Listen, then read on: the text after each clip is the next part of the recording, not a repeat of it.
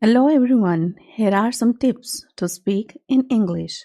While you are thinking, practicing, and speaking English, what tips are there that may help?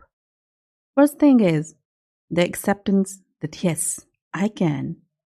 Second is the acceptance that all the languages are mine and I can speak anyone that I want.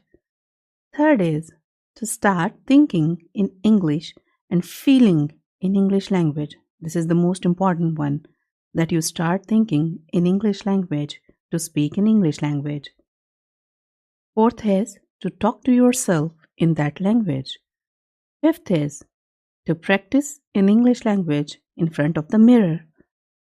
Sixth is to repeat whenever you listen to anyone or native speakers. Seventh is to practice with songs and media.